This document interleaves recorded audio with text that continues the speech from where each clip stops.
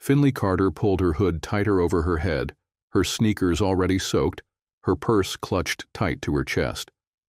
She hadn't meant to stay so late at the shop, but Marla kept her folding display scarves long after the boutique closed, claiming they weren't up to standard. Finley didn't argue. She never did. Her stomach growled as she turned the corner toward her bus stop. The city felt quieter in the rain, the hum of traffic reduced to a hush. That's when she saw him. An old man sat hunched near the edge of Wright Square, soaked through. His coat was thin, more suited for fall than February drizzle. His shoes were worn leather, cracked and uneven. He didn't ask for anything, didn't hold a sign. He just sat with his hands clasped and his eyes watching the wet street like he was waiting for something that had already passed him by. Most people walked around him, avoided eye contact. One woman even lifted her umbrella higher and crossed the street. Finley stopped. For a second, she hesitated. She had $22 left in her account. That had to get her through the weekend. She should keep walking, but something in the way he looked at the puddles, like he was remembering the past instead of noticing the present, pulled her closer. She knelt, her jeans soaking through instantly. "Sir?" she said gently. "Are you all right?" He looked up and his eyes were tired but kind. "Oh, I'm just fine, sweetheart," he said with a soft southern drawl, just waiting for the rain to stop. She glanced around. The bus was still 10 minutes away. Finley stood, pulled the umbrella from her bag, and without a word opened it over him. "You keep this," she said, pressing it into his hand. "It's not much, but you shouldn't be sitting out here like this." The man blinked, then smiled. "That's mighty kind of you." She smiled back shyly. "Have you eaten today?" He shrugged. "Had a cracker this morning, but don't worry about me. I've seen worse." Finley reached into her bag and pulled out a paper sack. She hadn't eaten yet either, but suddenly it didn't matter. "Turkey and Swiss," she said, placing it beside him on the bench. "From the bakery down the street. I was saving it for dinner, but I think you need it more." His hand shook slightly as he picked up the bag. He looked at her like she'd just handed him gold. "People don't do things like this anymore," he said quietly. She gave a soft laugh. "Maybe they do, just not loud enough for the world to notice." A moment passed. The sound of rain softened. "What's your name?" he asked. "Finley," she replied. "Finley Carter." He nodded, eyes twinkling. "Nice to meet you, Miss Carter. I'm Harrison." "Nice to meet you too, Mr. Harrison." "Just Harrison." The bus rumbled up the street. Finley gave him a final smile, then turned to jog toward the stop. She didn't look back. Inside the warm, dry interior of the bus, she sat against the window and watched the sidewalk blur past. A strange ache settled in her chest. Not sadness, not exactly. More like emptiness. Because the truth was, she didn't have much either. Her studio apartment was the size of a closet. Her job barely paid enough for rent and groceries. The boutique where she worked was glamorous. Gold-framed mirrors, chandeliers, designer perfumes misted into the air every morning. But it wasn't hers. None of it was. She was just the girl who steamed the clothes and rang up purchases for women who wouldn't even look her in the eye. She pulled her damp coat tighter around her. Marla always said she looked a little too hometown for the brand, whatever that meant. Every day, Finley felt more like a background character in someone else's life. Still, tonight, she'd done something good, small, quiet, but good. She didn't know that moment would change her life. The next morning started like any other. Finley arrived at the boutique 15 minutes early, as always. The streets were still damp and the scent of wet brick filled the air. She pulled open the ornate glass door, careful not to let it slam behind her. About time. Marla's voice floated in from the back. The display scarves are wrinkled again. Finley dropped her umbrella by the door and made her way past shelves of designer heels and handbags priced higher than her rent. "Yes, ma'am," she said, already unbuttoning her coat. The morning rush came fast. 3 tourists, 2 local socialites, and a wedding planner who demanded an hour's worth of shoe options and bought nothing. Finley smiled, nodded, offered samples of rose-scented hand cream. She was invisible, but efficient. Just the way Marla liked it.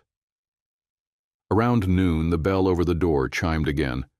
Finley looked up, and her heart stopped. Harrison.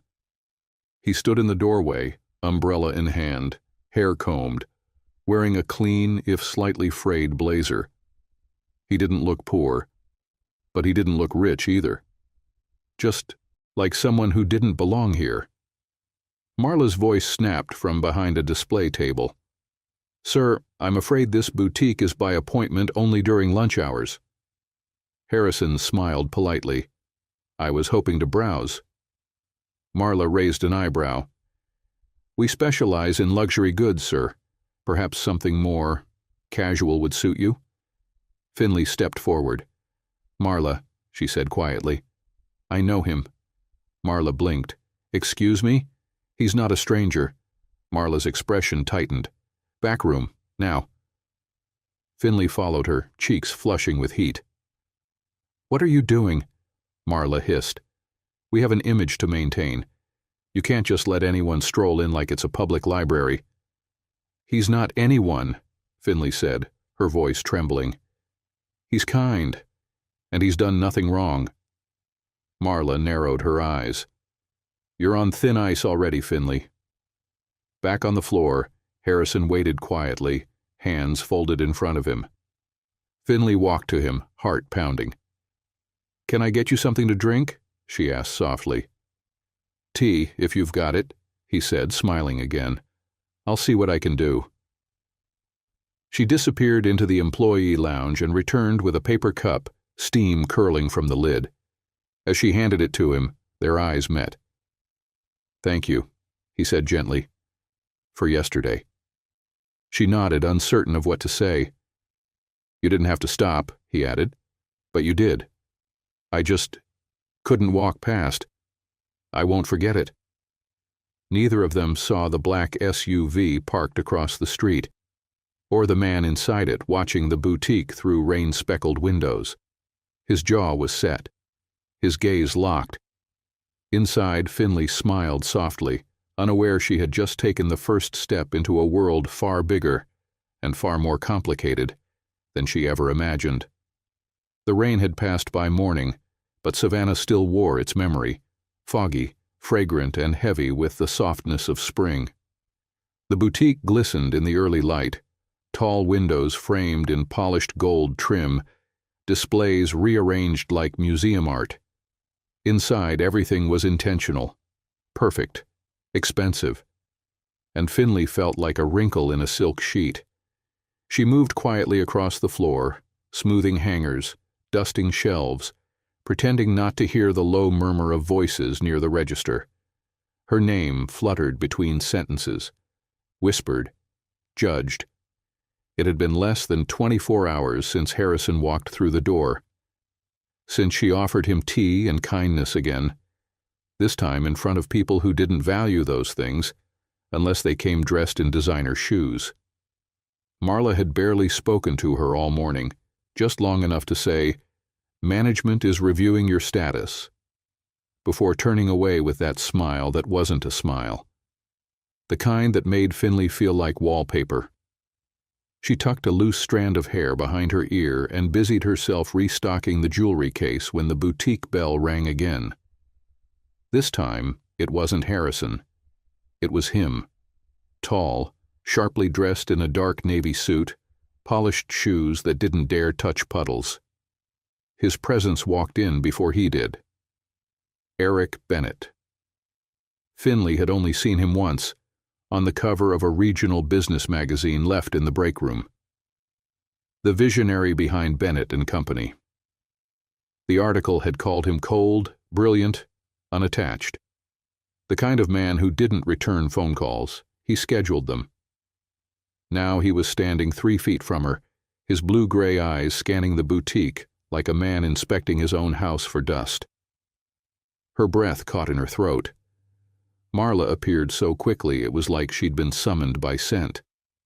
"Mr. Bennett," she gushed, stepping forward with a smile so wide it looked painful.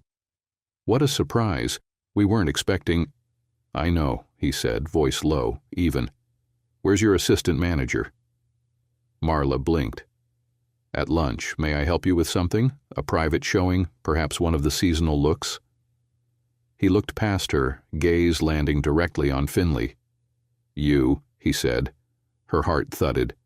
"Come with me." Finley's mouth parted. She's on floor rotation," Marla interrupted. "If you need something, I can—" "I said," Eric's tone sharpened ever so slightly, "she can come with me." He turned and walked toward the back office without waiting. Finley looked at Marla, who was frozen, mouth twitching between protest and panic. Finley cleared her throat. "I guess I'll be right back." Marla didn't respond. She followed Eric past the dressing rooms, past storage, into the boutique's private office. It was quieter there, cooler. The door clicked closed behind them. For a second, Eric didn't speak. He stood near the window, hands in his pockets, watching people pass outside on the square. Finally, he turned. "You gave him your lunch." Finley blinked. "Excuse me?" "Harrison," he said. "Yesterday, in the rain. You gave him your umbrella. Then, later, your lunch." Her throat tightened. "He looked cold and hungry." He studied her a moment. "You didn't know who he was?" "No," she said softly.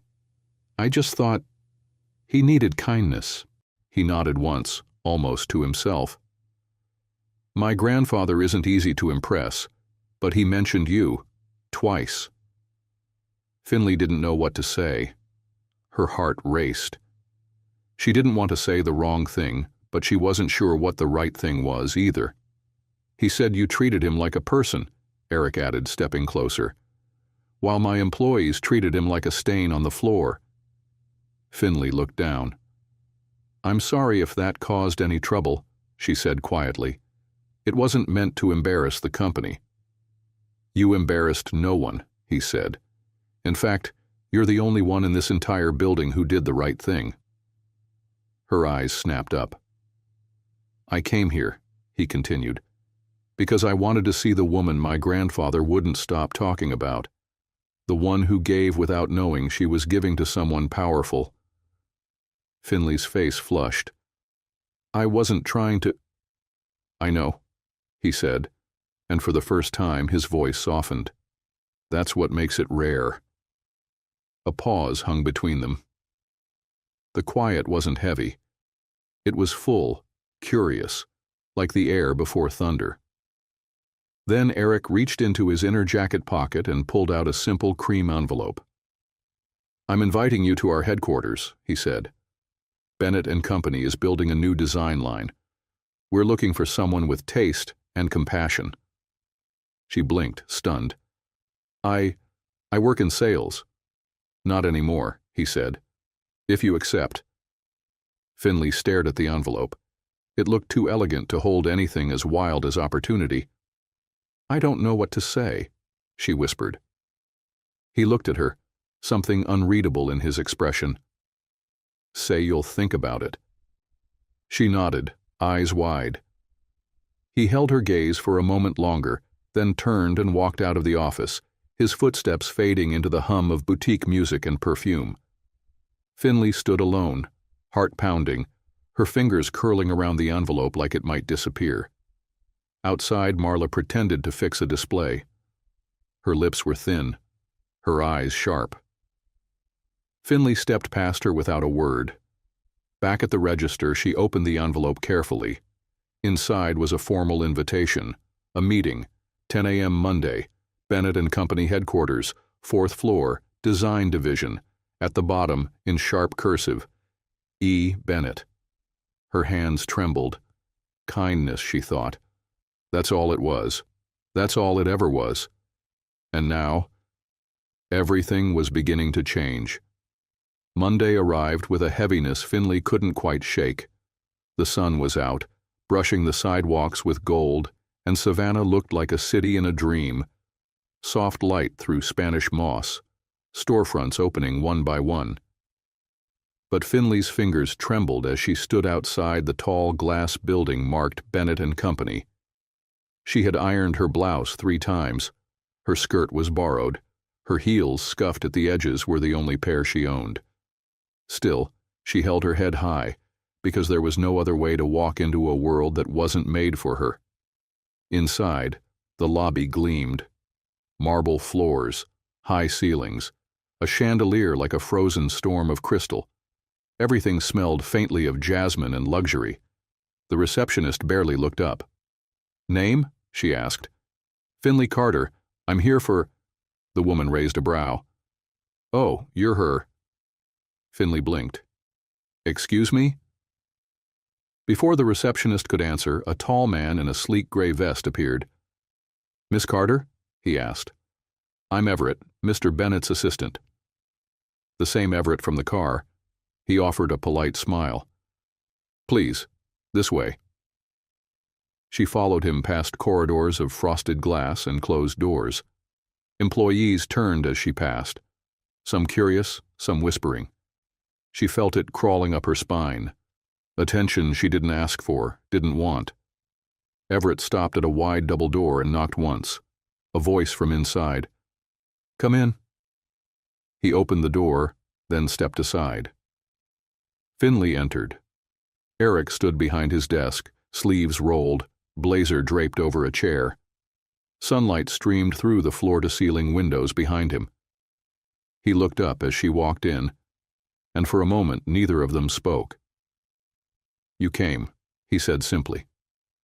She nodded. "I wasn't sure I could, but I had to see why you asked." He gestured to the chair across from him. "I didn't invite you here to test you," he said as she sat. "You already passed that part." Finley folded her hands in her lap. "Then why?" "Because I need someone like you on my team," Eric said. "Someone who sees people, not numbers, not trends, actual people." She blinked. "But I don't have a fashion degree. I've never even seen a boardroom like this.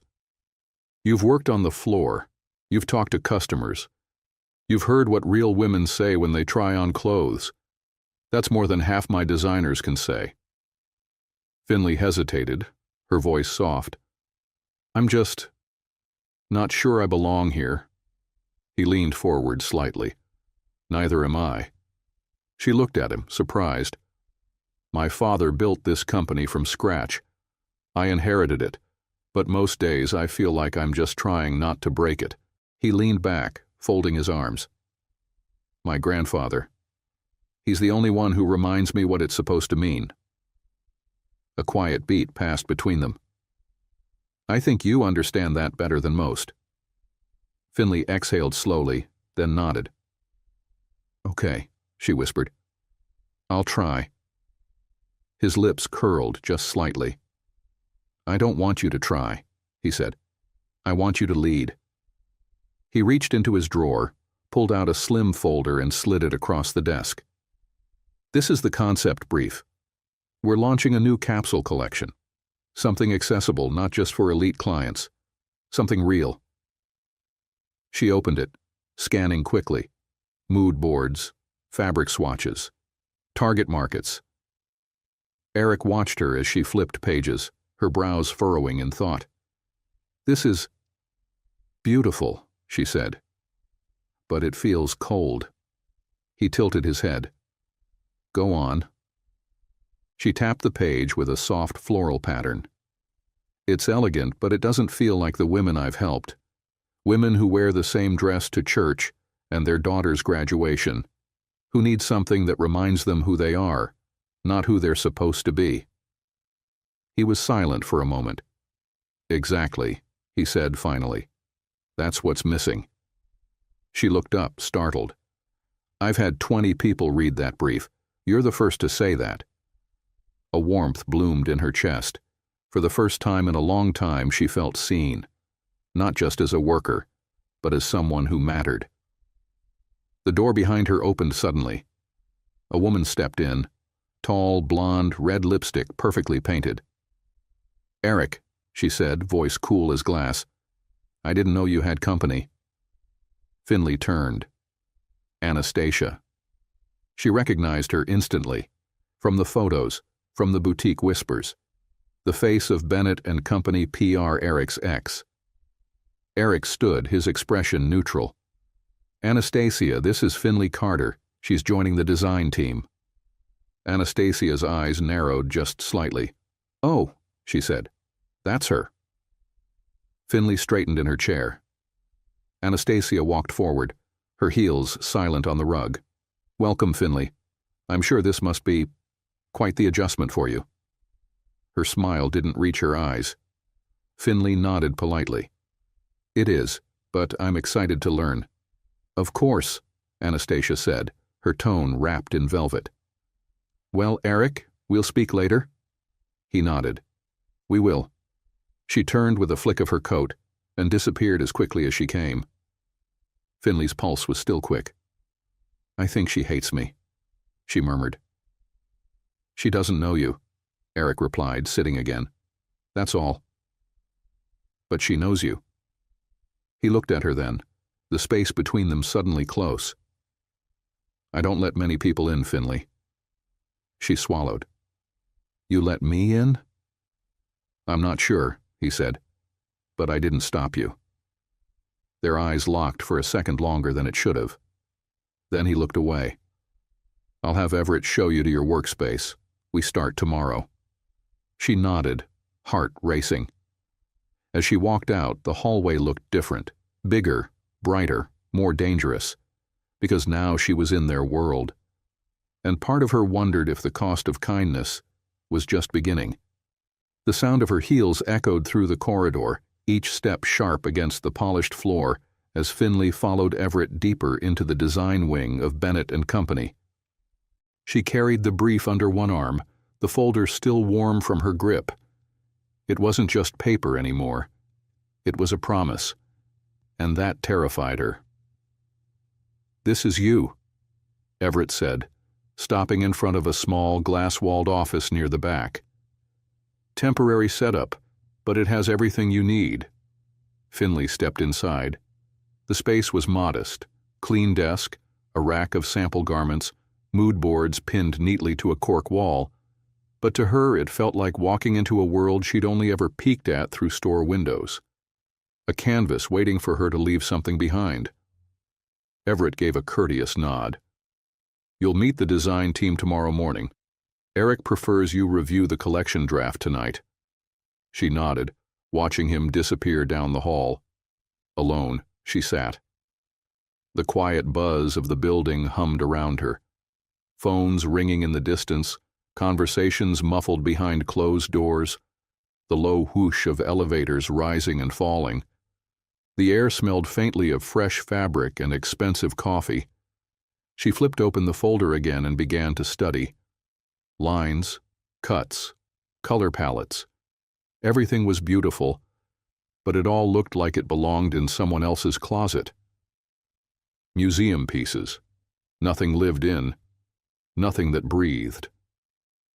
Her mind drifted back to Savannah's back streets, the women who'd come into the boutique hoping to feel a little more beautiful for one day, one moment. She thought of the elderly woman who had cried over a simple scarf because it reminded her of her mother's tablecloth. That was the kind of design that mattered. Still here? She startled, looking up. Eric stood at her doorway, tie loosened, a coffee cup in hand. The golden hour light spilled behind him, softening the edges of his usual steel demeanor. "I was just going over the draft," Finley said, closing the folder. He stepped inside. "And?" She hesitated. "You want honesty?" she asked. He leaned against the doorframe, arms crossed. "That's why I hired you." Finley swallowed. "It's missing something." "Like what?" "Heart," she said. The pieces are perfect, but too perfect. Like they were designed to be admired, not worn. There's no story, no warmth. He was quiet. Then slowly he smiled. You know, that's exactly what Harrison said. Finley raised a brow. Really? He told me once, Eric, clothes that don't feel like home never get worn twice. I thought he was just being sentimental. Eric paused. Maybe he wasn't. Finley allowed a small smile. He wasn't. Their eyes met again, longer this time. A quiet curiosity passed between them, something delicate and unspoken. Then a voice behind them sliced through the moment. Hope I'm not interrupting. Anastasia stood at the door, arms folded across her designer coat. Her expression was polite, but her eyes sharp. Finley straightened in her chair. Eric's voice cooled. Just reviewing the brief. Anastasia stepped inside. Her heels were silent, her presence anything but. I'm meeting with the board tomorrow, she said. Thought I'd get your thoughts on the media plan, but if you're busy... It can wait, Eric replied. I'll stop by your office in the morning. Anastasia looked at Finley, smile poised. You settling in all right? Finley nodded, offering a neutral smile. Yes, thank you. Good, Anastasia said, brushing invisible lint from her sleeve. We like to make sure everyone finds their place. There was something in the way she said it, a tone wrapped in velvet, with a hint of warning underneath. Eric cleared his throat. Anything else? No, Anastasia said, glancing between them. I'll see you both tomorrow. She turned and walked out, her perfume lingering in the air. The silence that followed was louder than her voice. Finley exhaled slowly. She doesn't seem thrilled I'm here. She doesn't get to decide who belongs here, Eric said flatly. Still, Finley murmured, I'm not exactly the image of this place. You're the reason this place might actually mean something again. His words hung there, heavy, true. She looked down, her fingers brushing the edge of the folder again. Thank you, she whispered. He watched her for a moment longer, then gave a slight nod and left. As the door closed behind him, Finley stared at the sketches in front of her, but her thoughts were somewhere else.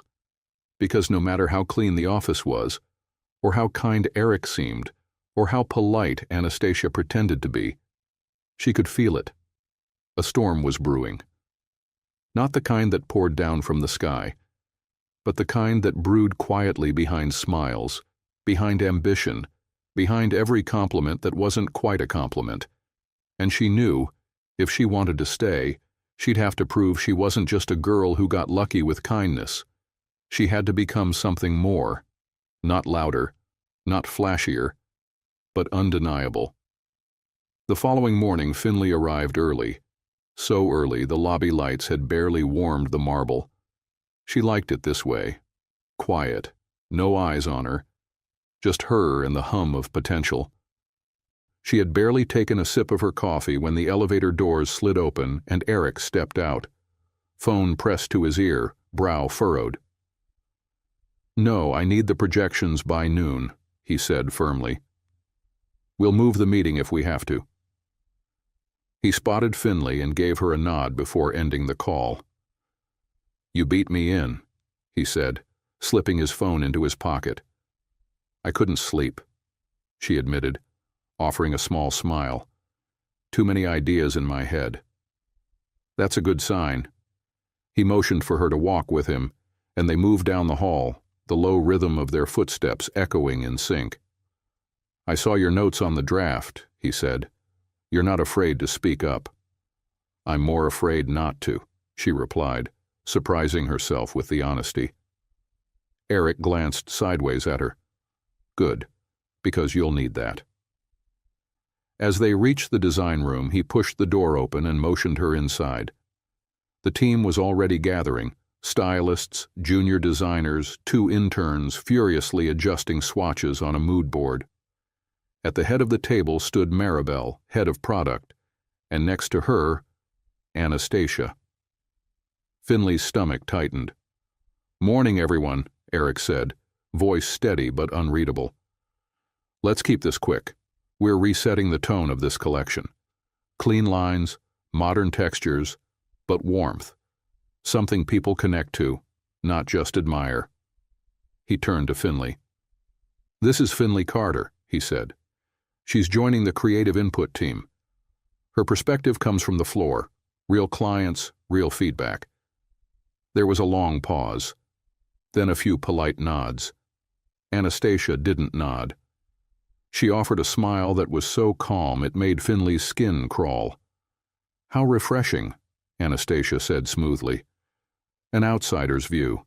That's very modern." Eric said nothing. He didn't need to. The tension between them said everything. Finley cleared her throat. "I just want to contribute. I don't need a title." Maribel offered a slight smirk. "Well, honey, titles are what keep this place spinning." Eric spoke up. "We're here to evolve, not spin." That silenced the room. After the meeting, Finley headed back to her desk with a swirl of mixed emotions trailing behind her, hope tangled with anxiety. She sat, unpacked her notes, and tried to breathe. "Don't take it personally."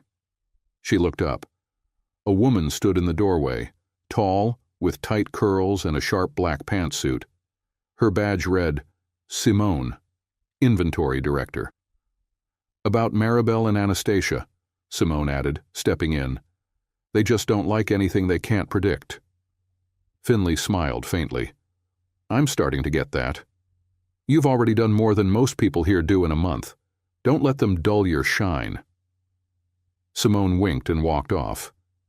It was the first kind thing anyone outside Eric had said since she'd arrived. And it stayed with her all morning. Hours passed in a blur of sketches, fabric samples, and whispers. Every time Eric passed by, he'd pause, sometimes to offer feedback, sometimes to ask her opinion, sometimes just long enough for their eyes to meet without saying anything at all. By late afternoon, she felt the shift. Anastasia had been quiet all day. Too quiet.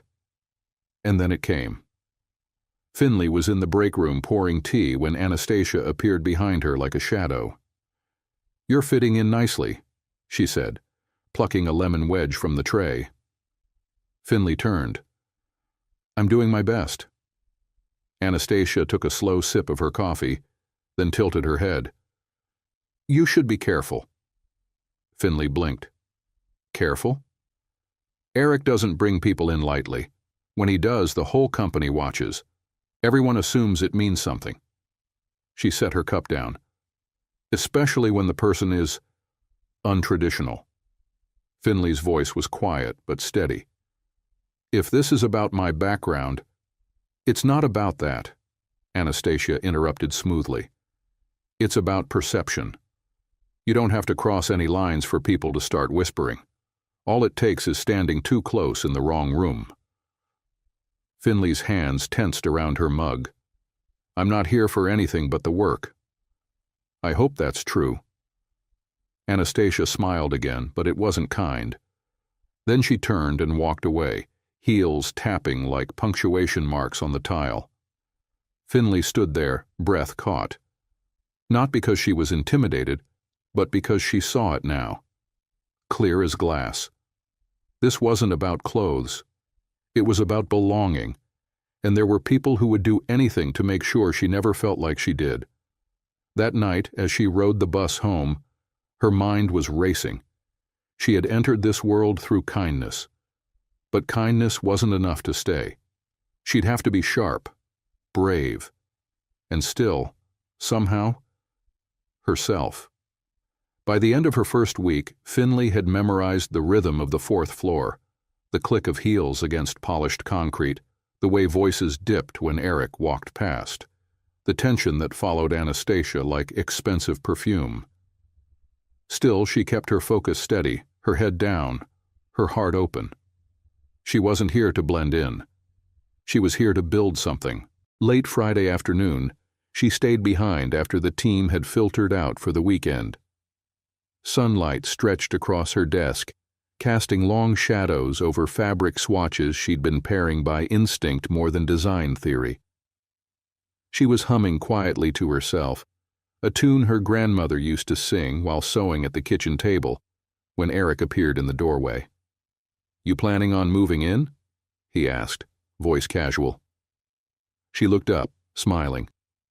"Just trying to figure out how lilac and burnt copper can coexist without looking like a failed dessert." He stepped into the office, eyeing her table. "You're not that far off." "They feel like opposites," she said. "They are," he replied, then paused. "But sometimes opposites make the most impact." She met his gaze, and something in her chest pulled tight. He leaned against the edge of the desk, folding his arms. "You've been quiet all week, focused, but I can tell. Something's bothering you." Finley hesitated, then glanced at the door. "You ever feel like you're being tested, but you weren't told the rules?" Eric gave a small laugh. "Every day since I took this job." She smiled, but it faded as quickly as it came. "It's Anastasia. The way she looks at me. The way she talks to me." His eyes darkened slightly. "She sees you as a threat." "I'm not trying to be one." "You don't have to try," he said. "You already are." Finley lowered her gaze. "That's not what I came here to do." "I know." Silence stretched between them, filled with unsaid things. Then, gently, he added, "But that doesn't mean you should shrink to make others comfortable." She looked at him, surprised by the softness in his voice. "You think I belong here?" she asked. He nodded. "I think you belong anywhere you decide to stand." A beat passed. Her breath caught. "Would you like to see something?" she asked, her voice quieter now. He raised an eyebrow. "Of course." She opened a drawer and pulled out a sketchbook. It wasn't fancy. The cover was faded, the edges worn. She handed it to him, almost shyly. "These are ideas I've had over the years, before I ever thought I'd work somewhere like this." He opened it carefully.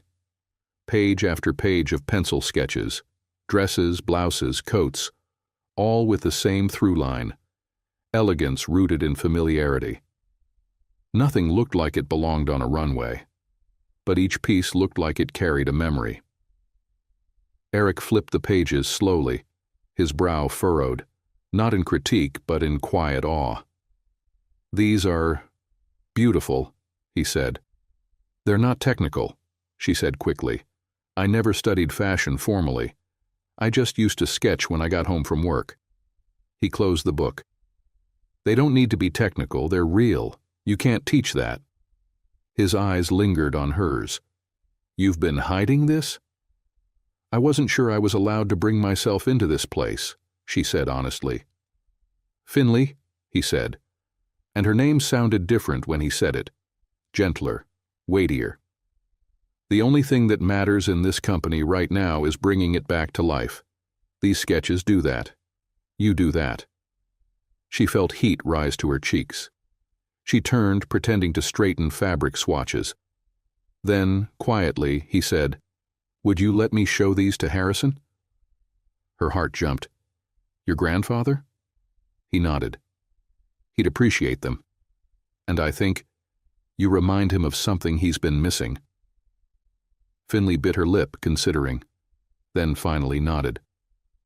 "Okay." Eric took the sketchbook and held it like something fragile. "Thank you." As he turned to leave, he paused in the doorway. "Do you have plans this weekend?" The question landed softer than she expected, like a leaf falling onto still water. She blinked. Not really. Just laundry and probably watching a movie I've already seen 5 times." He smiled. "Would you join me for dinner tomorrow?" She stared at him, caught completely off guard. "You don't have to," he added quickly. "It's not a test.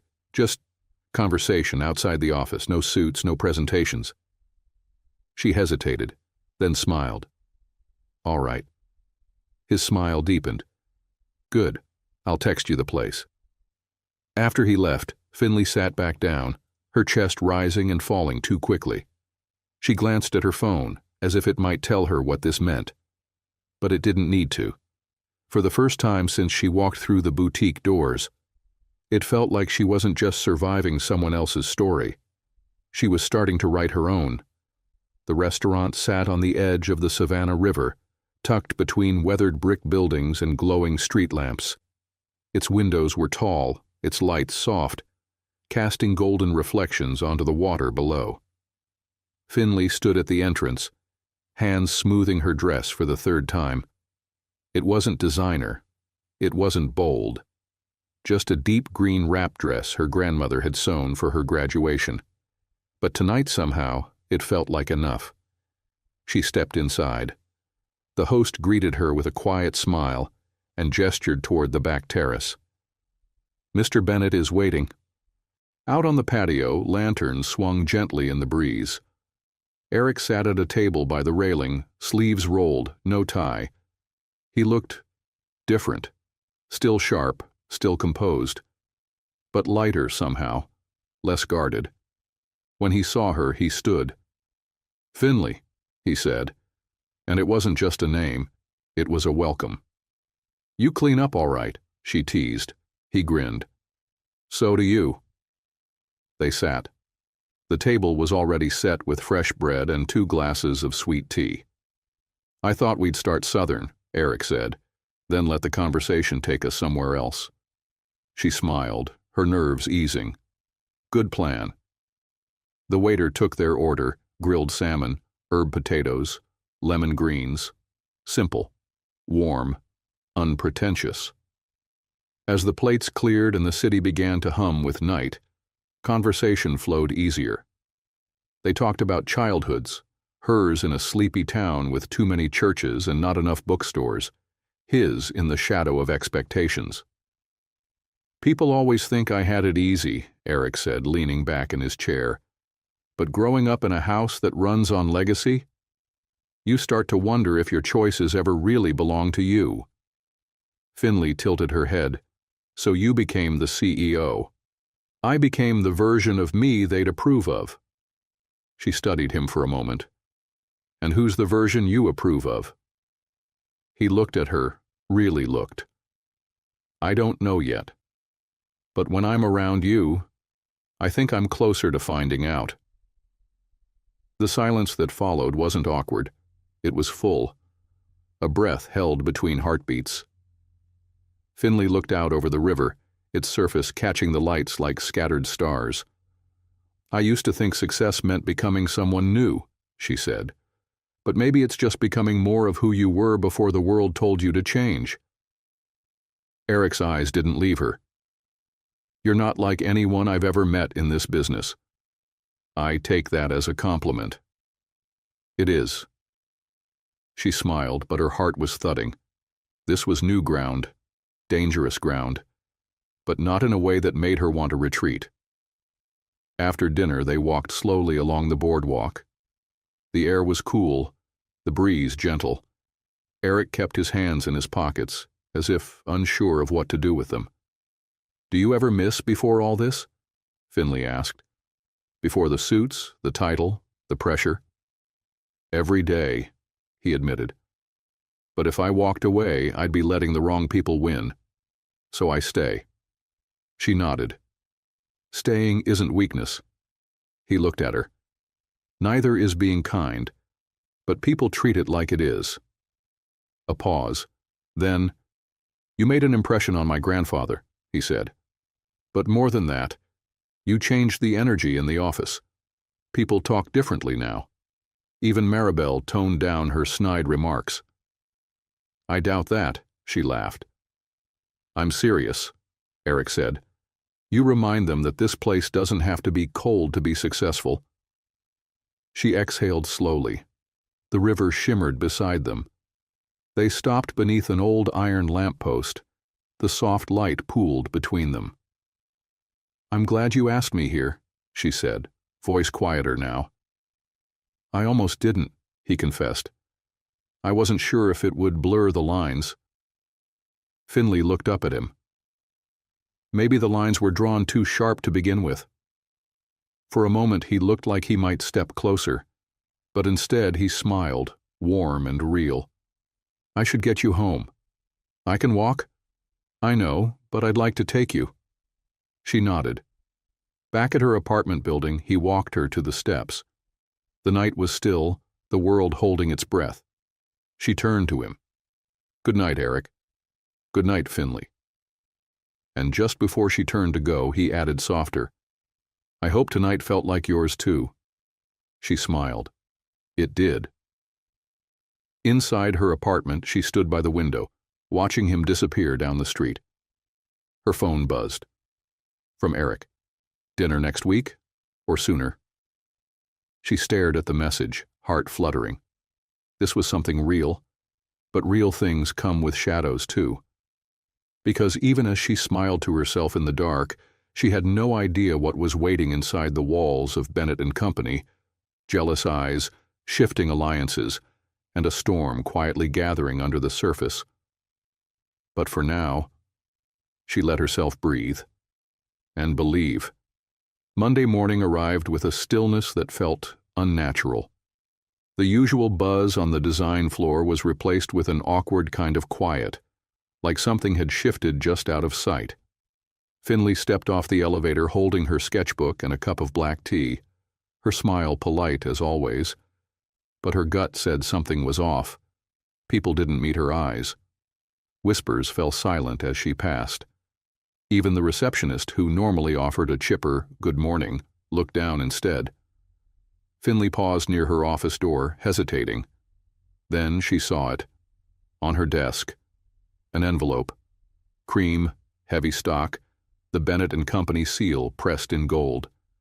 Her name written in clean, unfamiliar script. She opened it slowly. It wasn't a thank you. It wasn't praise for her contributions or ideas. It was a notice. A formal internal review regarding conduct and professional boundaries within the workplace. Finley's chest tightened. Her fingers trembled slightly as she read the words again. She wasn't being let go, not yet. But she was being watched, the kind of warning that didn't come from paperwork alone. She looked up just as Anastasia walked by, perfect as always, phone in one hand, coffee in the other. Their eyes met for a fraction of a second. Anastasia's smile was faint, controlled, calculated. Finley inhaled slowly and stood, smoothing her skirt before heading toward Eric's office. Everett met her at the door, already halfway to standing. Miss Carter, Mr. Bennett's in a call. I'll wait, she said, voice calm but steady. Inside, through the glass, she saw Eric speaking firmly into his headset, pacing slightly. The moment he turned and spotted her, his expression shifted. A second later, he signaled Everett to let her in. She stepped inside, the envelope clutched in her hand. They're launching a review, she said before he could speak. You knew? I just found out this morning, he said, closing the door behind her. HR flagged it as a standard procedure, but it's not standard, Finley finished for him. Eric's jaw tightened. No, it's not. Finley handed him the letter. This is what I get for showing up early, for doing my work. For dinner? Eric scanned the paper, then looked at her.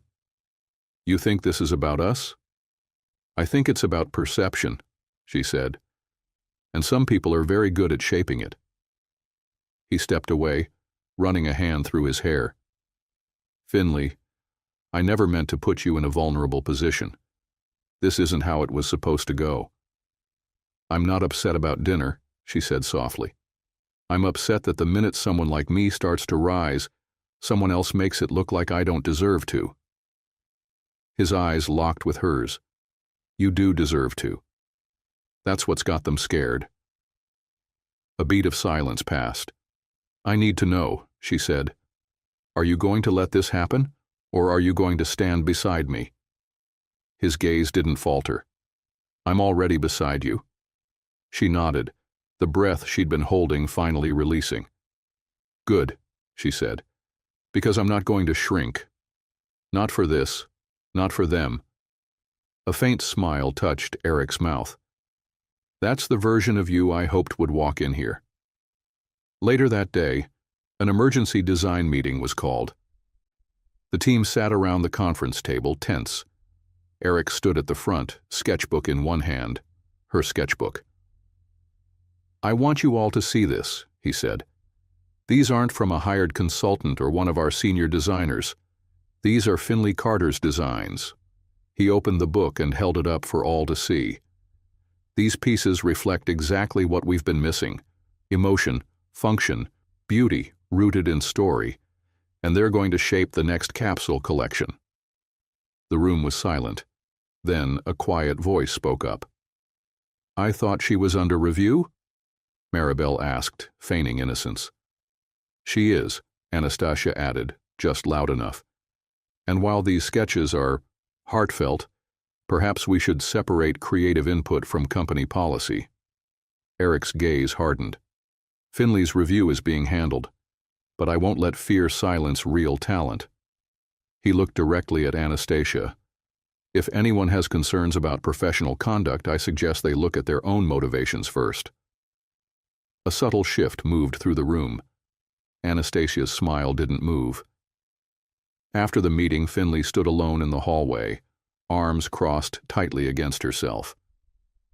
"You didn't have to do that," she said as Eric approached. "Yes, I did." "They're going to think there's favoritism." "Then let them think," he said. "But while they're whispering, you'll be leading." She looked at him, voice small. "And if this gets worse?" "Then we handle it. Together." She nodded, the weight in her chest lightening, if only slightly. But as she turned to head back to her office, she didn't miss the way Anastasia stood just down the corridor, phone in hand, expression unreadable. Finley didn't look away. Not this time. She held her gaze a second longer than necessary, then walked past her with quiet strength. She wasn't here to play safe. She was here to change the story. And nothing, not jealousy, not gossip, not fear, was going to stop her from doing exactly that. Finley arrived early again. She couldn't sleep, not with her mind circling the last 48 hours like a carousel she couldn't step off of. The review, Eric's defense, Anastasia's silence. And now, the quiet storm of it all, waiting to break in a way no one could quite predict. The fourth floor felt colder today. As she passed the common space, she caught whispers, just faint enough to be deniable. "Did you hear? Skip the ladder completely. Always a pretty story." Finley kept walking. She was used to whispers, but this felt different. Louder without volume. Like the walls themselves were starting to bend around them. At her desk, she found a note. Not from Eric, not typed, just handwritten in neat block letters. "Board members reviewing project authorship. Submit all original drafts by end of day." She stared at the paper for a long moment. Project authorship? She reached for her folder, the one that held her earliest sketches, timestamps, sticky notes. Gone. Her breath caught. She checked every drawer, under her keyboard, inside the stack of mood boards leaning near the coat rack. Nothing. Her stomach twisted as she stood and moved briskly down the hall to Simone's office. Simone was always early, always level-headed. If anyone knew what was happening, it was her. The door was cracked open. Finley knocked. Simone looked up from her desk. "Hey, I need your help," Finley said, stepping inside. "My project folder's gone." Simone blinked. "Gone?" "Gone. The one with my sketches. Eric showed it to the team last week. I had it locked in my desk." Simone closed her laptop slowly. "That folder, it's tied to the capsule line now, isn't it?" Finley nodded.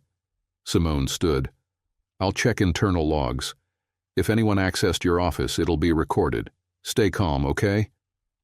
Finley nodded, though calm was not something she could feel right now. As she left Simone's office, she nearly ran into Everett. He handed her a sealed envelope, grim-faced. This came down from HR 5 minutes ago. She took it, already knowing. Inside, a formal request to appear before an internal review board tomorrow morning. The topic: discrepancies in project attribution and security breaches of design materials. Her mouth went dry. She turned to Everett. Is Eric in? He hesitated. He's in a board meeting. Anastasia called it this morning. Of course she did. Finley stood frozen in the hallway as people passed around her, faces blurring. Her thoughts rushed like wind through cracked windows. Someone had taken her work. Someone had planted this moment carefully, piece by piece. And now the entire company was about to question whether she belonged at all. She walked out of the building without speaking to anyone. The air outside was thick, the sky heavy with a promise of rain. She kept walking, past the cafes and the boutiques, down toward the quieter part of town where tourists didn't wander and storefronts hadn't changed in years. She ended up at the bakery, the one where she'd bought Harrison a turkey and Swiss sandwich that rainy afternoon, the day everything started. It smelled the same. Warm, buttery, soft. She sat at a table in the back, ordered tea, and pulled out her phone. For a moment she stared at Eric's contact. Her thumb hovered over the call button. But she didn't press it, because some part of her still didn't know if he'd believe her this time. Not when everything she'd built was suddenly invisible. She texted instead. Finley. Someone took my sketches. I've been called to review. I don't know who's behind it, but I have a feeling. She hit send, then turned off her phone. The tea arrived. She didn't drink it. Across the cafe, an elderly couple laughed over a crossword puzzle. A girl no older than 10 twirled in a sundress near the window. Life, outside her panic, went on. And in that stillness, Finley remembered who she was. Not just the girl who'd given away her umbrella, but the woman who had stayed in rooms where she was never expected to last. She stood, paid the check, and walked back into the street. She wouldn't run, not from this. She'd show up, speak the truth, with or without backup. Later that night, Eric stood in his office holding the printed HR memo. His eyes scanned the paragraphs, his face unreadable. Anastasia stood across from him, arms crossed, expression serene. You wanted transparency, she said. The board deserves to know when there are irregularities in process. He looked up at her. You think I don't know what you're doing? Her smile was faint. I'm protecting the company. You're protecting yourself. I'm removing risk, she said. That girl was never part of the plan. Eric took a breath. She is now. Anastasia's voice dropped. Not if she's gone by tomorrow morning. He stared at her for a long moment. Then, without another word, turned his back and picked up the phone. He had one night. One chance to set things right. And he wasn't going to waste it. The conference room was too quiet. Finley sat at the long table, spine straight, hands folded in her lap. The windows behind her let in slats of morning light that should have felt comforting. But they didn't. Not today. Across from her sat 3 members of the board, their faces a practiced balance of professionalism and distance.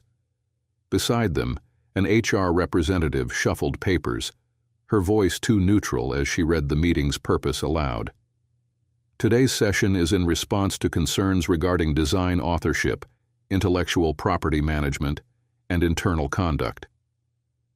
Finley didn't interrupt. She kept her chin high, even as her stomach turned. She knew what this was. A setup dressed in protocol.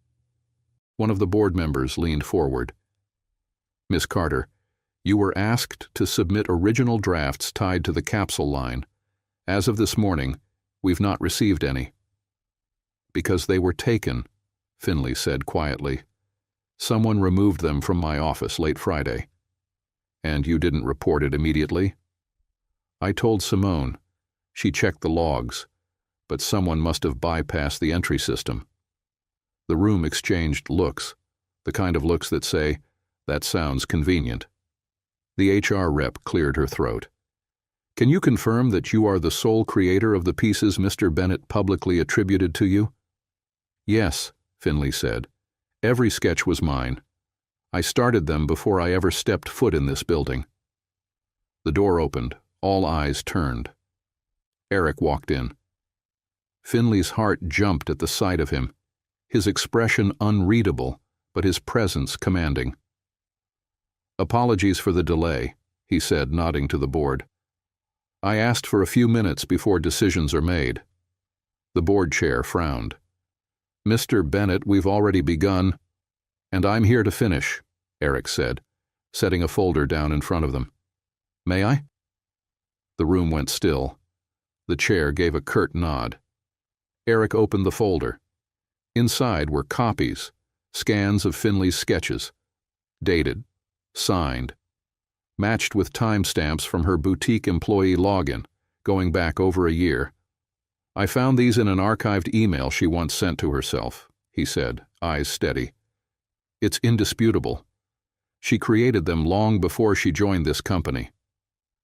One of the board members flipped through the pages. Another sat back, nodding slowly. "This doesn't explain the missing physical copies," someone said. "No," Eric agreed, "but it proves theft, not fabrication." Silence. Then the HR rep looked at Finley. "Do you have any idea who might have removed the originals?" Finley hesitated. Everything in her told her not to speak names without proof. But then Eric stepped closer to her side, his voice even. "I do." The room turned toward him again. He exhaled. "I reviewed access logs with IT last night. The only card used to enter Finley's office after hours belonged to Anastasia Rhodes." A ripple moved through the room. The board chair's jaw tensed. "Are you certain?" "I brought screenshots," Eric said, sliding them across the table. "And before you ask, yes, the time aligns exactly with the moment the security cameras near the design wing lost signal." Finley felt the air leave her lungs. She hadn't expected that. Eric had gone further than she'd imagined. The board members flipped through the evidence in silence. "Why would she do this?" one finally asked. Eric's voice softened, but it didn't shake. "Because she saw Finley as a threat. Because she couldn't control her, and because some people would rather burn down the house than let someone else rearrange the furniture." The HR rep leaned forward. "We'll need to investigate this further." "You'll have everything you need," Eric said. "But Finley stays." He turned then, fully facing the room. "And if that's a problem, then I don't." The room froze. Finley's heart stopped. "Eric," she said softly, not sure if she was trying to stop him or thank him, but he didn't break his gaze. "I mean it," he said. "If this company wants to claim innovation while rewarding sabotage, it doesn't deserve what it's building." There was a long pause. Heavy. Real. Then the board chair spoke, voice clipped. "Miss Carter, you are cleared. Your designs are officially documented and protected under your name. This matter will move into formal review regarding Ms. Rhodes Finley." Sat back slowly. It was over. At least, this part. Outside, the hallway was silent. Eric followed her out, his hand brushing lightly against her arm as the door closed behind them. "You didn't have to do that," she said, voice thick. "Yes, I did. You put everything on the line." "I meant what I said, Finley," he murmured. "If this place doesn't stand for people like you, then it's not worth leading." She blinked fast, swallowing the knot in her throat. "I didn't know if you'd show up." "I didn't know if you'd want me to," he said. "But I couldn't stay quiet. Not after everything you've given this company. And me." They stood there, the air charged but tender. She looked at him, really looked. And in that moment, it wasn't about the board or the designs or the war they'd just walked through. It was about trust, earned, tested, proven, and it was hers now, just like he was. She took a slow breath. "Thank you," she whispered. He reached for her hand. "Any time." The next morning, the world felt slower, heavier somehow, like Savannah itself was holding its breath. Finley sat at her kitchen table, hands wrapped around a mug of tea that had long gone cold. The letter from the board confirming her official clearance rested unopened on the table. She didn't need to read it again. The words were etched in her mind, but so was everything else. She should have felt triumphant, vindicated, but instead all she felt was tired, because something had changed. Not just in the office, in her, in the way she looked at what she was building, who she was becoming, and what it had cost her to get here. A soft knock at the door pulled her from the spiral. She opened it to find Eric standing there, one hand in his pocket, the other holding a paper bag from the bakery down the street. "Morning," he said quietly. "Figured you didn't eat." She stepped aside to let him in. He placed the bag on the table, then looked at her like he wanted to say something important, but hadn't figured out how. "I didn't know if you'd want space," he said, "but I didn't want you to be alone today." Finley nodded, eyes dropping to the floor. "Thank you. I wasn't expecting you." He pulled out a chair and sat across from her. They didn't touch the food. "I keep thinking about how fast it all happened," she said finally. "One second I was sketching ideas in a notebook no one cared about, and the next people were trying to erase me." "You were never invisible," Eric said, "not to the people who mattered." "Sometimes I wonder if it would have been easier to stay small," she admitted, "to stay safe." He leaned forward. "But then we wouldn't be here. You wouldn't be you. And the company, it wouldn't have a future worth anything." Her throat tightened. "I used to believe I had to earn everything twice as hard just to be seen," she whispered. "Now I'm not sure what I've earned, or what people think I am." "You're exactly who you've always been," Eric said. "You just stopped apologizing for it." Finley blinked, tears stinging the edges of her vision. "I didn't know it would hurt this much to win." He reached across the table slowly, giving her time to pull away if she wanted. She didn't. His fingers laced with hers, warm and steady. "It hurts," he said, "because it matters. You fought for something real. You didn't just protect your work. You protected your name, your story." She met his eyes, and for the first time in days, she let herself breathe deeply. "You changed too," she said softly. He smiled faintly. "I think I finally started becoming who I was supposed to be." They sat like that for a long moment, the quiet between them no longer heavy, just present, full. Then his phone buzzed. He checked it quickly, frowned, then looked at her. "It's from the board. They're calling a public press session tomorrow. They're going to announce the new line and formally acknowledge you as the lead designer." Finley froze. "Publicly?" He nodded. "Your story, your designs, all of it." A mix of panic and wonder flickered across her face. "I don't know if I'm ready for that kind of attention." "You are," Eric said. "But if it helps, I'll be there beside you." She looked at him, her voice just a breath. "I don't want to hide anymore." "Then don't." Later that day, back at the office, the mood had shifted. Some offered tight-lipped smiles, others didn't look at her at all. But a few, Simone, one of the junior designers, even Maribel, approached her with genuine congratulations. "You earned it," Simone said, handing her a small potted plant for her desk. "Don't let them make you feel like it was handed to you." Finley touched the leaves gently. Thank you. Really. Anastasia wasn't there. Her office sat closed, blinds drawn. A quiet signal that her chapter, at least for now, had ended. As the sun set, Eric knocked lightly on the frame of Finley's office door. You ready? He asked. She looked up from her sketches, the final renderings of the line they would debut in less than 24 hours. I think so. He stepped in, placed something on her desk.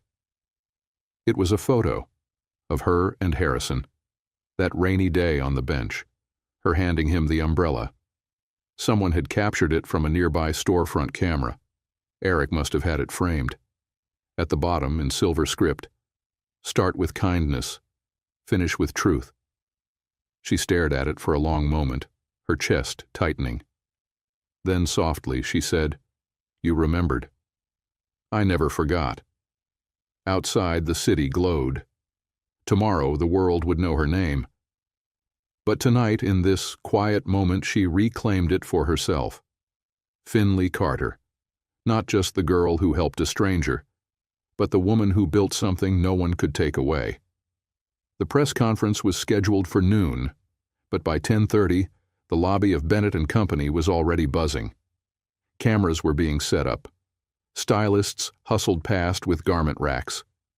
A fresh floral arrangement stood at the podium like a silent announcement that something was about to change. Finley stood just outside the glass double doors that led to the atrium, taking in the organized chaos through the glass.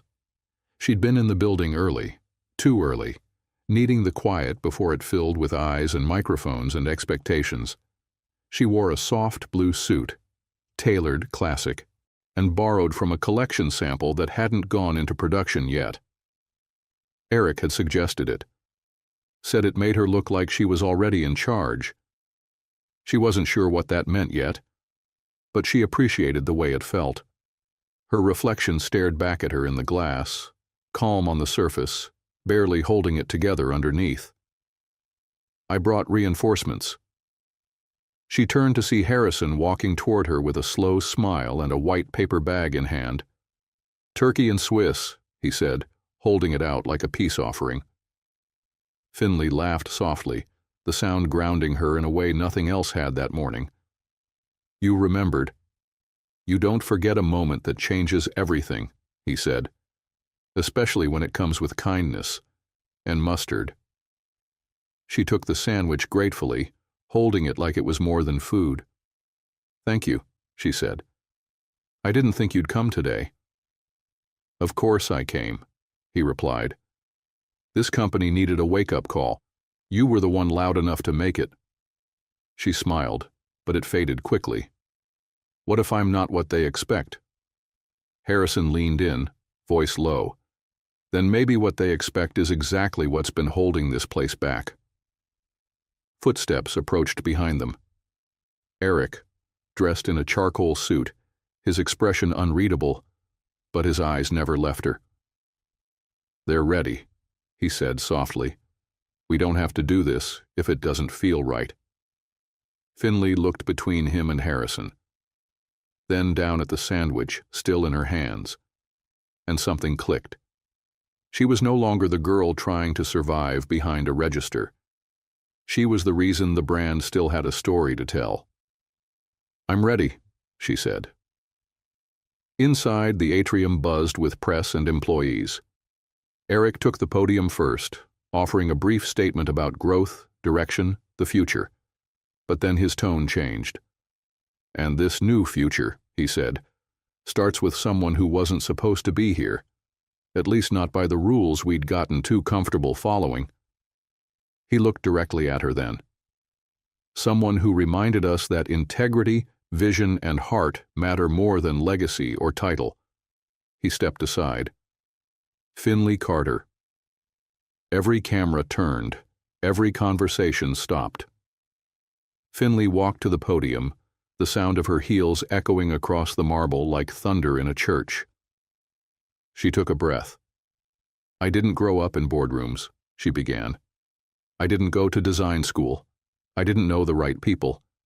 But I knew how to see people. Her voice was steady, clear. I knew what it felt like to be overlooked, and I knew what it meant when someone chose to look back anyway. She paused.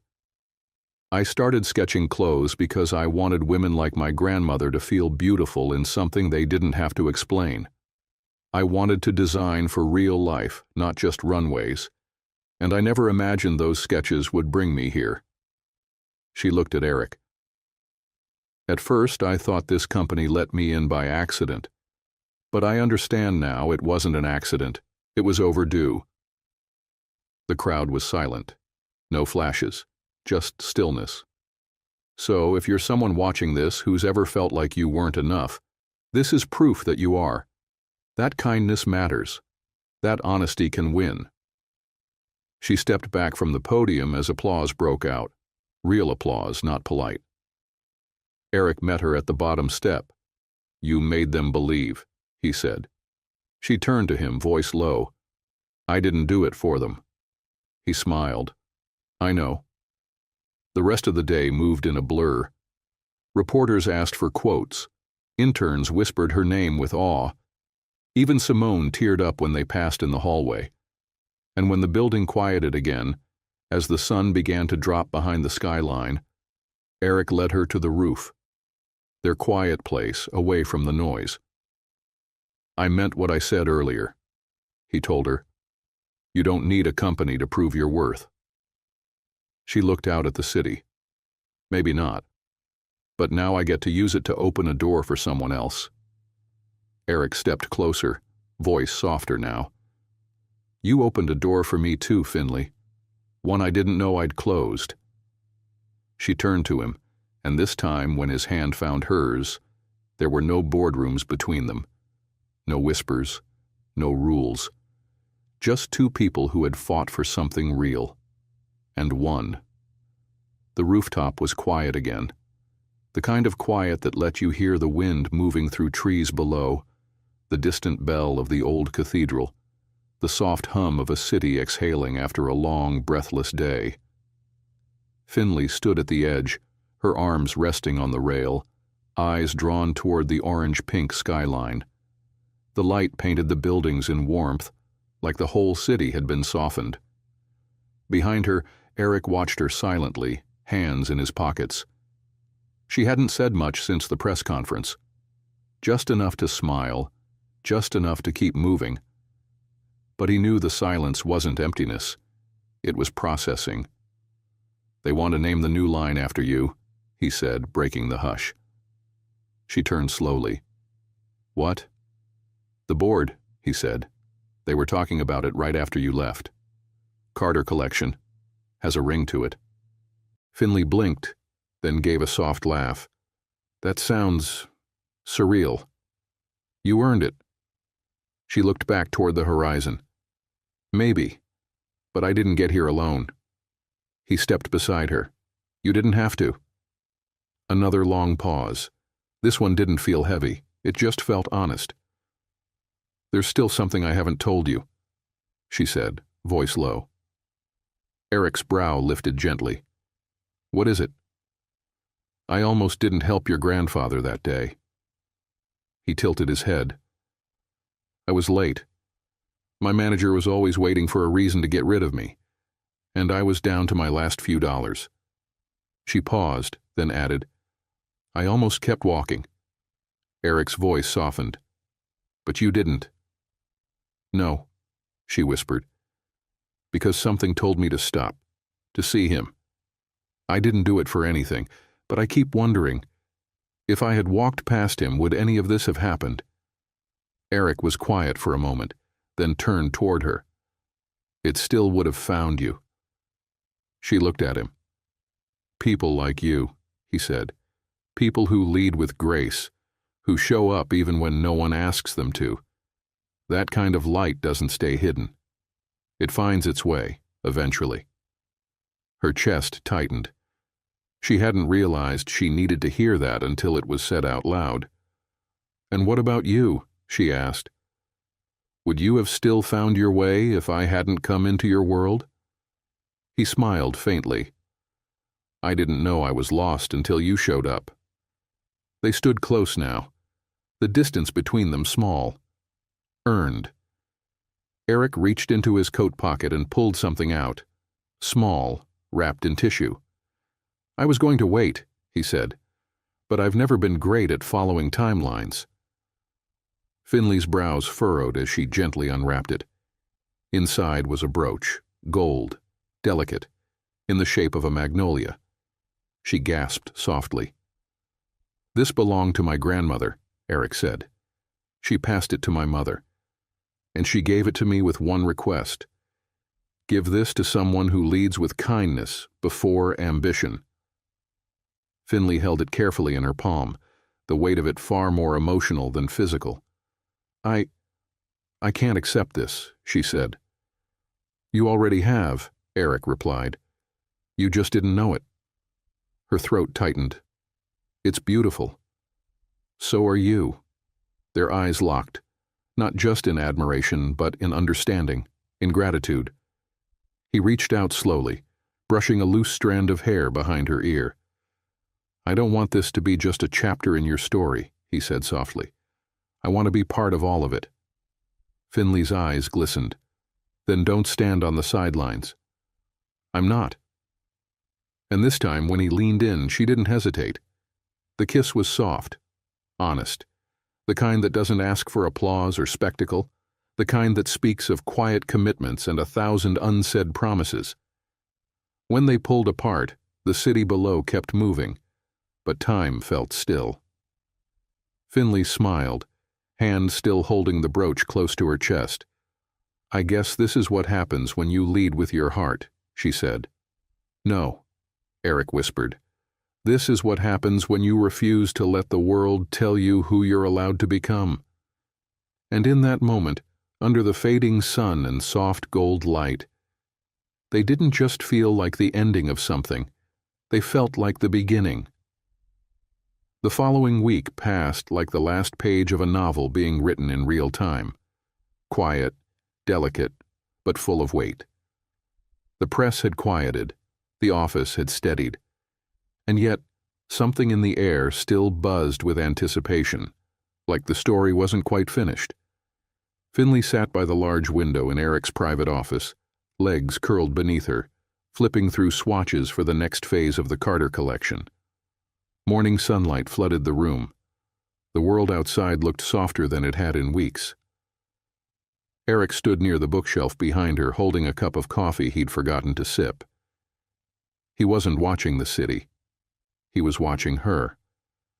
"You look calm," he said. "I am," she replied, turning another page. "Which feels weird, like I'm waiting for something to go wrong." He smiled faintly. "It's okay to breathe, Finley. You don't always have to brace for impact." She set the book down and looked at him. "After everything that's happened, it's hard to believe peace isn't just the pause before another storm." He walked over, handed her the coffee. "Maybe this time, it's just peace." A soft knock came at the door. It was Simone. "Sorry to interrupt," she said, stepping inside with a clipboard. "Eric, you asked to be reminded about the donors' brunch this weekend at the Botanical Garden." Finley perked up. "Botanical Garden?" "It's a tradition," Simone explained. "Eric's family sponsors the spring gala. It's less fundraising, more legacy, big Southern affair." Finley looked at Eric. "You never mentioned it." He raised a brow. "You weren't exactly interested in my social calendar back then." Simone smirked. "Well, she is now. I'll leave you to it." Once the door closed, Finley set her cup down and stood. "So, what does one wear to a legacy brunch with Savannah's most judgmental?" Eric chuckled. "Something that says you belong there, and something that reminds them why." She thought for a moment, then smiled. "I think I have just the thing." That Saturday, the garden bloomed in every direction. Rows of azaleas, arched trellises wrapped in jasmine, soft piano music spilling from beneath the white tent. The air was thick with perfume, and the guests arrived dressed in a kaleidoscope of pastels and pearls. Finley stepped out of the car in a tea-length cream dress trimmed in blue embroidery, an original from her new line. Her hair swept up, the gold magnolia brooch nestled just above her heart. And she wasn't nervous. She felt right. Eric appeared beside her, crisp in a slate blue suit. "You just stopped time," he said quietly, offering his arm. She took it. "Let's give them something to talk about." Inside the tent, conversations drifted like ribbons. Charity endowments, summer plans, curated smiles. But when Finley entered, those conversations paused. She saw the change happen in real time. Curious glances, gentle nods, a few side comments barely whispered behind champagne glasses. She didn't flinch. Instead, she walked straight toward Eunice Bennett, Eric's mother. Eunice stood near the refreshment table, gloved hands resting on a silver clutch, her expression unreadable. "Mrs. Bennett," Finley said, offering a respectful smile. Eunice turned. Her gaze swept over Finley's dress. Her eyes lingered on the brooch. "You wear that well," she said, voice even. Finley held her gaze. "It means something to me." Eunice gave the smallest of nods. "It should." A pause, long enough to hold a history neither of them had spoken of. "I came to thank you," Finley added, "for trusting Eric, for giving me a chance to be more than a headline." Eunice's voice lowered just slightly. "Trust isn't given, Miss Carter. It's earned. And while I didn't choose you for my son, I see now that maybe I never needed to." It wasn't warm, but it was honest. And for Finley, that was enough. She stepped away just as Harrison arrived, his eyes crinkling at the corners when he saw her. "You clean up just fine," he said, offering her his arm. "Now come on, I need to show you off to some friends who still think this place runs on name alone." She laughed, letting him guide her through the tent. Later, as the music played and the sunlight filtered through white canvas, Finley found Eric standing alone near the rose arbor. He turned when she approached. "You handled my mother," he said. "I didn't handle her. I just met her where she was." He nodded, then reached into his jacket and pulled out a small velvet box. Her breath caught. "Before you panic," he said gently. "It's not that." She let out a breathless laugh. "Okay, what is it?" He opened the box. Inside sat a key. "I bought the carriage house on Orland Street," he said. "It's quiet, it's charming, and it has a ridiculous little greenhouse you're going to love." Finley stared at him. "You bought a house?" "For us," he said. "Not because I expect anything, but because I can't picture the rest of this without you in it." Her hand moved to her chest, right where the brooch was pinned. "You really don't play by the rules," she whispered. "I'm learning to play by ours." Tears welled in her eyes. Happy ones. Freeing ones. She reached for the key, her fingers brushing his. "I'm not going anywhere," she said. "Not now. Not ever." He leaned in, kissed her forehead. And this time there was no crowd watching. Just two hearts finally beating in rhythm. Spring arrived in Savannah like a soft hymn, slow, fragrant, undeniable. The streets filled with the perfume of blooming dogwoods, and Spanish moss shimmered like lace in the breeze. The city pulsed with a quieter rhythm now, one that matched Finley's heart instead of racing against it. She stood in the courtyard of the newly restored carriage house on Orland Street, sunlight warming her bare shoulders, the air humming with gentle laughter, and music drifting from the open windows behind her. A string quartet played near the hydrangeas, their notes floating through the air like promises. Everything was exactly as it should be. And still, she paused. The dress she wore wasn't extravagant. Ivory, cotton silk blend, simple lines, no frills, no grand embellishments, just her, just truth. Calla lilies wound through her hair, her grandmother's sewing needle tucked into the bouquet at her side. A quiet tribute, not for show, but for memory. For beginnings. Inside, Eric stood with Harrison near the fireplace, straightening the collar of his linen shirt, while Harrison muttered about photographers getting in the way. The old man adjusted his tie, then looked up at his grandson, his voice low and certain. "You didn't just choose well," he said. "You saw her when the rest of the world hadn't opened its eyes yet." Eric smiled softly. "She saw me first." The guests took their seats beneath rows of string lights. No cathedral, no runway, just folding chairs, garden soil, and people who mattered.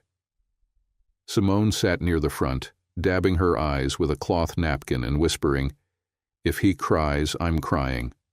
Don't test me."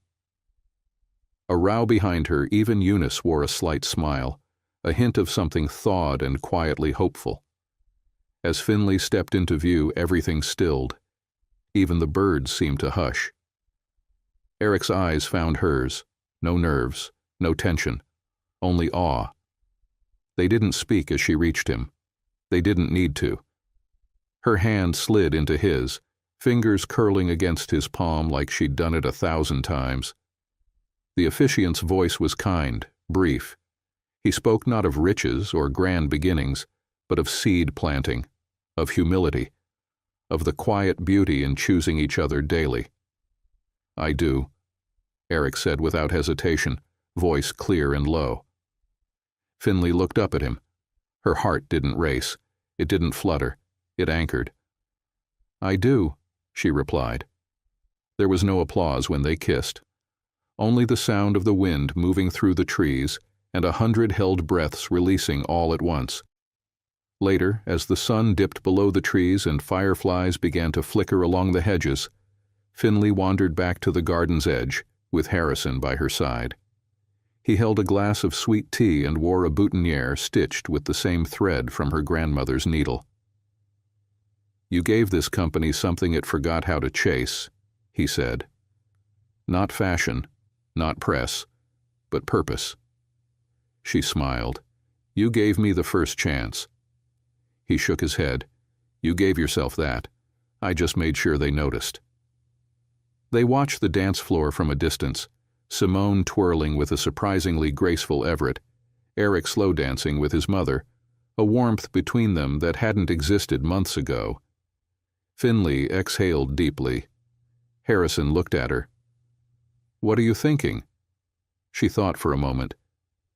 "That the version of me standing here, she's not who I expected. She's better." He nodded. "That's what love does. Real love. It doesn't change who you are. It just makes you brave enough to show the parts you were scared to share." The string lights flickered in the breeze as Eric returned, wrapping an arm around her waist. She leaned into him without hesitation, without fear. "May I steal the bride back?" he asked Harrison, who chuckled and gave a mock bow. As they walked toward the center of the courtyard, Eric leaned in. "I know we didn't do anything by the book," he whispered, "but I wouldn't change a single page." She turned to him, her voice steady. "Neither would I." They swayed together as the music softened. People clapped, laughed, toasted. But in that moment, it felt like they were dancing in their own quiet world, separate from the noise, wrapped in something rare and unshakable. Then, from the edge of the crowd, a voice. Small, clear. "Miss Finley?" A young girl, no older than 7, stood near the garden path holding a sketch pad. Her hair was tied with a ribbon too big for her head, and her eyes were wide with admiration. Finley knelt, smoothing her dress as she smiled. "Yes?" The girl looked shy. "My mama said you used to draw dresses before anybody believed you. I draw too. But I'm not very good yet." Finley reached for the sketch pad, flipped through the first few pages. "They're beautiful," she said. "You don't have to be perfect to be seen." The girl beamed. "Someday, I want to work where you work." Finley looked her in the eye. Someday you'll build something even bigger. She handed the sketchpad back gently, and the girl ran off, clinging to the paper like it was treasure. Eric watched her, eyes full. "You see, people," he said quietly. "That's your real gift." She smiled. "It's what saved me." As the night deepened and the stars bloomed across the sky, Finley stood in the middle of everything she had once thought was beyond her reach. Not because she chased power, not because she fought to be noticed, but because she led with something far more rare, compassion. And in return the world gave her something she never asked for, but always deserved. A home, a voice, a legacy, and love, real, steady, and hers.